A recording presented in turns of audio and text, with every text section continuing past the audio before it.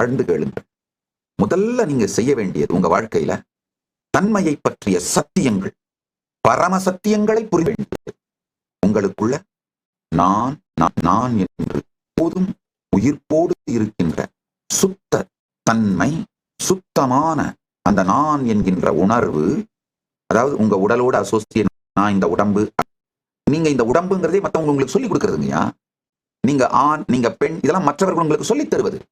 இது மாதிரி யாரும் சொல்லித் தருவதற்கு முன்பு, எதையும் வெளியிலிருந்து புரிந்து கொள்வதற்கு, உள்வாங்குவதற்கு முன்பு, யாராலும் மூளைச்சலவை செய்யப்படாமல் இருப்பதற்கு முன்பு, நீங்க ஒரு ஆண், பெண், நீங்க ஒரு அலி அல்லது திருநங்கை, அல்லது நீங்க ஒரு டாக்டர், என்ஜினியர், இந்த எல்லா ஐடென்டிட்டியுமே மற்றவர்கள் உங்களுக்கு கொடுப்பது.